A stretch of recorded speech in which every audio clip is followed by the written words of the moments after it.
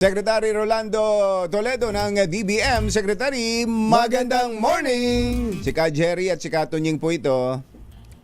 Yes, magandang morning sa inyong dalawa, Ka Jerry at Ka Tunying. Sinusubaybay ko kayo lagi every morning. Salamat po, Secretary. May pera pa po ba tayo, Secretary? Mayroon! Aba, Yeah. Pagka ganun ang sagot, nakakataas ng confidence. Isa pa nga, Secretary. May pera pa ba tayo, Secretary? Mayroon, Ka Jerry. Yes, meron talaga. Meron lang talaga tayong meron tayong perang available. Kasi sa dami ng pinagkakagastusan ngayon ng gobyerno, ay yun talaga ang unang itatanong kaliwat kanan po ang mga subsidies na inilalaan ng gobyerno sa ang tawag nila dito targeted no? Targeted. Secretary, may nabanggit kayo sa Kongreso na 238 billion na nakalaan para po dito. Can you elaborate on that po? Yes, meron tayong tinignan natin to ng available funding source natin sa ating GAA na 2026 at saka sa 2025 na continuing appropriation. Now, doon sa 2026, yung current budget po natin, meron tayong nakita na pwede nating funding source that is around 200 billion pesos. At doon sa naman, continuing appropriations natin ng 2025, meron tayong 18.3 billion. Now, dinagdag na rin ko dito sa 238, yung tinatawag natin automatic appropriations. Yung po yung nirelease po natin sa DOE na 20 billion pesos coming from the Malampaya Gas Fund. Yun yung nirelease po natin. Kaya tayo nakapag-import na si DOE Secretary Garin ng oil na I think tumating na siya. Yes, ito yung true PNOC, Secretary, ano? Yes, that's it. So, bali, ang total ay 238. So, nagastos na 20, tapos ay magkano pa ho ang tira dito sa 238 na to? Mayroon pa tayong available na funding dyan kasi tinignan po namin yung kanilang mga releases po namin. Okay, sa 238, naka-release na po kami dito ng 125 billion pesos na allotment. Yung, kumbaga, yung tinatawag nating SARO, you're familiar with that? Yes. Okay. Tapos, na-release na rin po namin ng authority nila to pay this yung tinatawag na notice of cash allocation from our record up to as of April 9. Mayroon na po tayong na-release 90 billion. So may mga balanse po tayo coming from the 238 billion na nakita nating funding source for this. Saan napunta yon yung mga yon? Yung 20 pinambili ng imported na petroleum products. Yung iba, anong mga project yung na-cover po niyan? Okay. Isa-isahin natin kasi hindi natin. So yung 200 billion na yan, mayroon tayong allocation kasi isa doon sa ating Department of Agriculture. Meron po tayong dyan, yung tinatawag natin Presidential Assistance to Farmers and Fisher Folk. Mayroon po tayong release na 10 billion dyan. 10 billion? Malaki po yun. DA, opo. 10 billion sa agriculture po natin. Ngayon, mayroon din po tayong mga nirelease pa sa ating mga sa DOTR, kanilang fuel subsidy na naman na 2.5 billion. Okay. At in addition to that, meron tayong release doon sa kanila na 1 billion para doon sa kanilang service contracting. Other than that, meron na rin po tayong na-release sa ating DSW, yung kanilang protective service for individual and families in difficult circumstances. Ito po yung AIX. Meron tayong na-release na po na 26.9 billion sa kanila. Okay. And mga iba pang pondo para doon sa ating mga sa OWA ay sa DMW naman para doon sa OFWs. Mayroon doon po tayong na-release sa kanila na 2.6 billion pesos. Kasama dyan yung sa OSEC, yung kanila, at saka yung sa OWA. So magkasama po yung na-release na po natin sa kanila para doon sa repatriation program ng ating DMW at saka OWA. So magkano pa ho natitira, Sec? Siyempre po, may ano pa po tayong balanse po dito yung mga tinatawag nating unreleased appropriation pa. So, may 113 billion po tayo 113. available na appropriations para pwede pa natin just in case, pangailangan po ng ating departamento, pwede pa tayong mag-release. Pero yung pinag-uusapan natin ngayon, Secretary, di ba yung gera ay nag-umpisa lang noong Feb 28. Feb 28, mahigit sa buwan pa lang po yan, 6 weeks, humigit kumulang, mahigit almost 100 billion na kayo.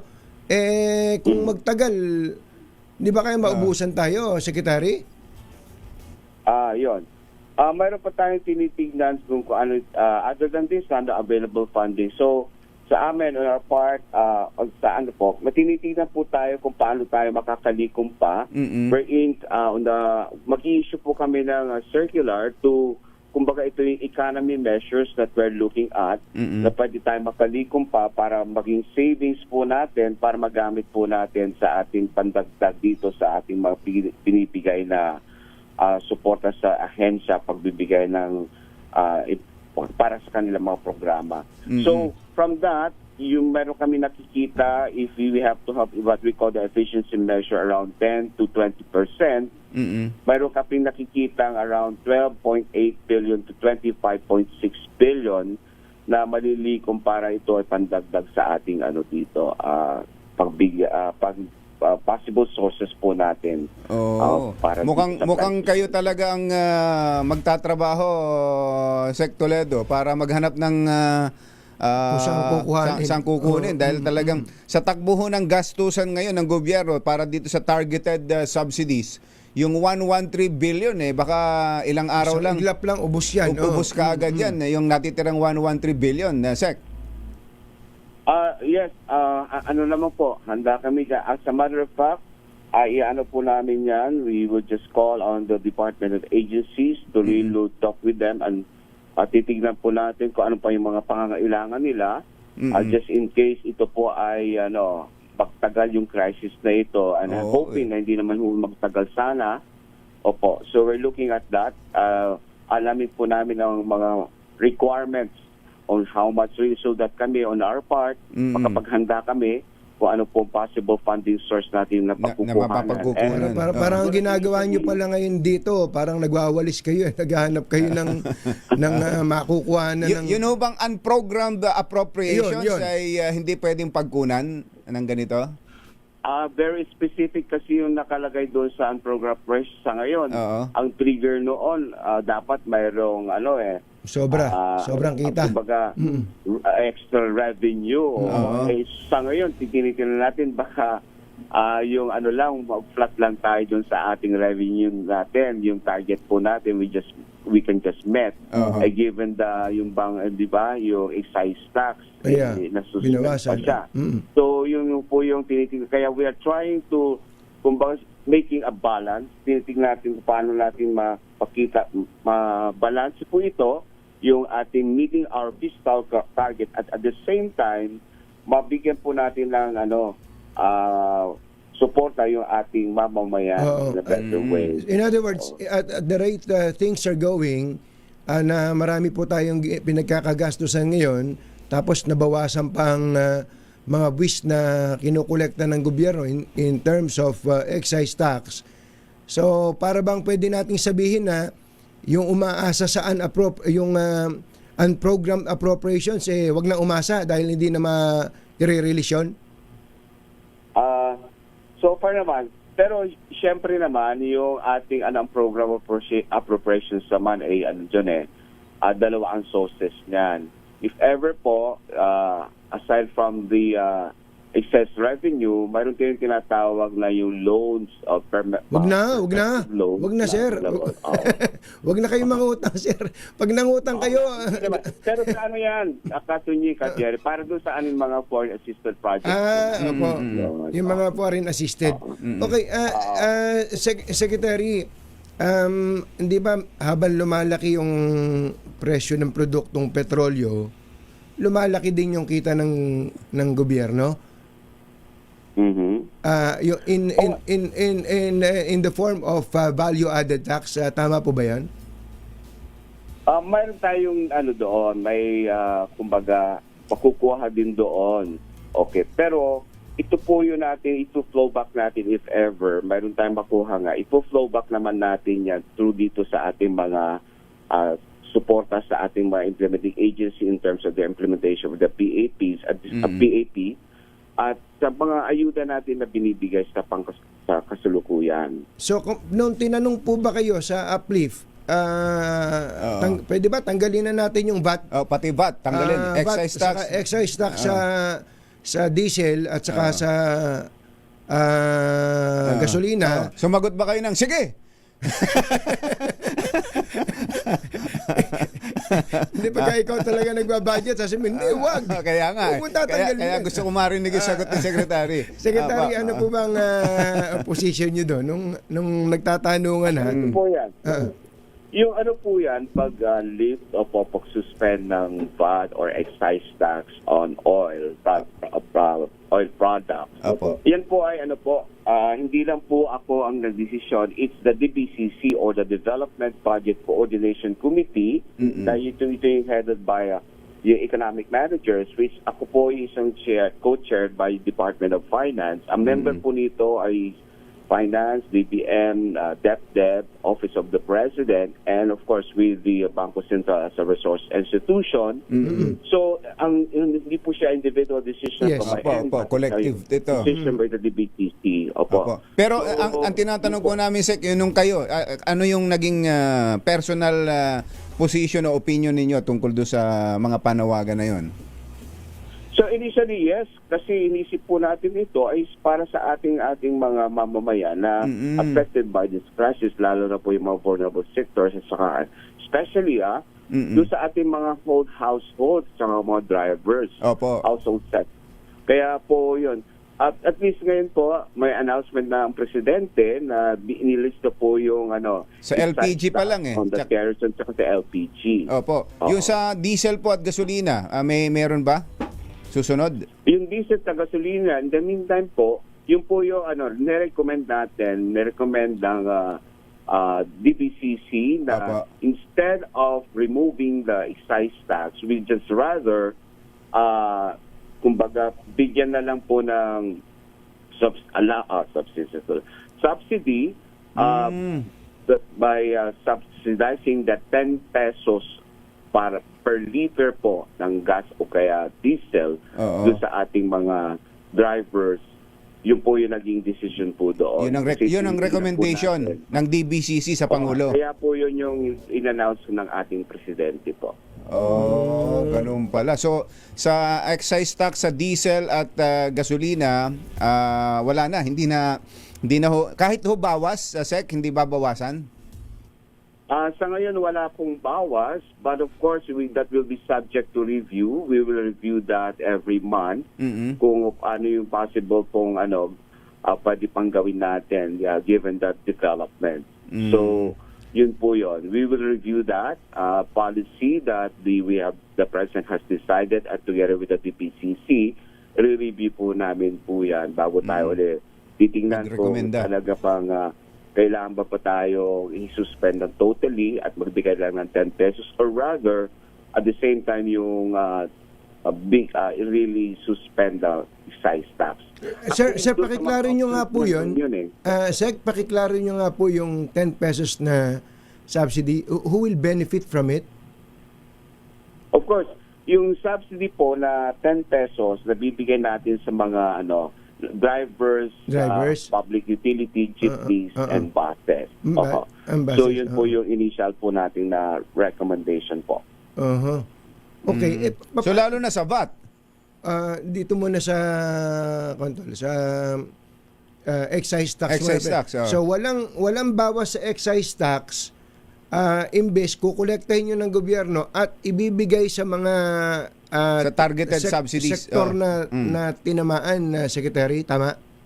Yes, yan. Tama po yan. Kasi mas maganda po yung targeted na subsidy po na ibibigay. Kasi actually naman, tinignan po natin ito if ever, kung ibibigay natin lahat, kumbaga alisin natin excise tax. Kasi sino ba yung mga gumagamit ng mas maraming gasolina?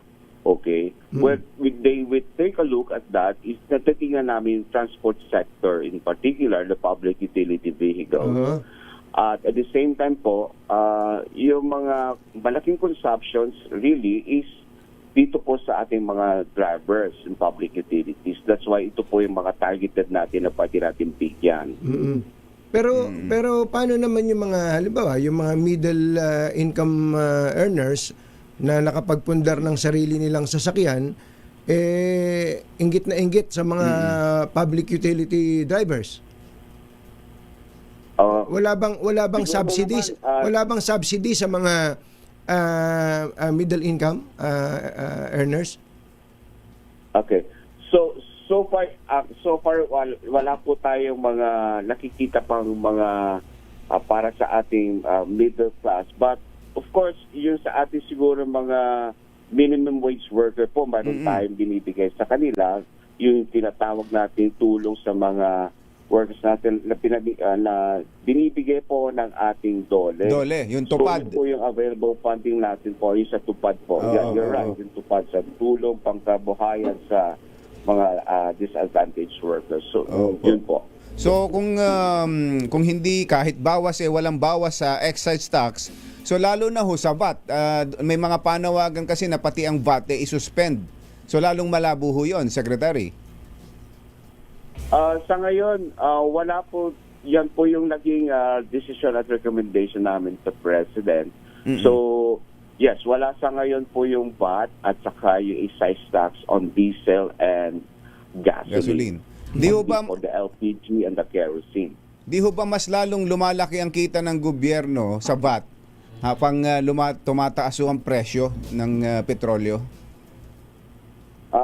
Mayroon tinatawag na windfall. Windfall profit. Pero yung as mentioned, tinignan mo naman, tinitingnan din po natin ngayon yan in terms of the totality, in terms of the collection ng pwede natin ng ating BIR and BOC. Kaya kasama naman po yan sa ating mga tinignan. At ito po ay syempre it will boils down to the total revenue collection of the government which supports the programs ng ating budget for the 2026, which wherein sa ngayon po hindi lang naman sila yung main source po natin. Tinitingnan din natin the total effect naman po doon sa ating mga business community wherein siyempre affected din sila. So right now, buti na lang, maganda naman yung result ng mga collection ng ating mga revenue collecting agencies, the BOC and the PES so far. Pero I don't know how will this affect in the long term as far as in this coming third quarter, second quarter and third quarter, and even at the fourth quarter. So, yun po yung tinitingnan. We take a look not just on the quarterly base, on the monthly or quarterly, but also the impact of the whole year. So, yung po, that's why ang approach po natin dito is to really look at the kumbaga long term. So yung tinignan po at the same time the whole of government approach in terms of collection of our revenue, at the same time the expenditures, wherein we want to balance or strike the balance, wherein we need a funding source that we can use for the implementation of the PAPs of programs, activities and projects of the government. At the same time, especially, ito yung mga binibigay natin na tulong sa ating mamamayan who are vulnerable or affected by this crisis. Secretary, pahabol lang, maikling lang, yung pong ang isa po sa pinakamalaking source ng economic activity natin ang mga infrastructure projects. Kumusta po ba mga releases nyo sa mga infra projects ng pamahalaan? Kasi ang naririnig natin, wala nang gustong sumali sa bidding dahil daw po sa una yung presyo, pangalawa hindi daw gumawa man, ang bagal daw ng release ng DBM. Tuloy pa rin po yung implementation ng project ng ating mga infrastructure project. Okay. As a matter of fact, we've been coordinating with the big department, DPWAs and other infrastructure department in terms of the releases. So we understand po during the first quarter medyo po na ano tayo dyan kasi we're taking a look at those mga requirements po given the syempre po yung release yung po natin na budget ay nabago, so we need to coordinate with the implementing agencies as to other requirements para lang po hindi tayo ma-question bakit natin ni-release ay may changes or amendments in the budget. Wherein, tinitingnan namin talaga how these projects are ready for implementation ba talaga siya or at the same time, na-meet lahat po ng requirements that we require to them. Like for example, the submission of detailed engineering design. Mukhang given naman po yan.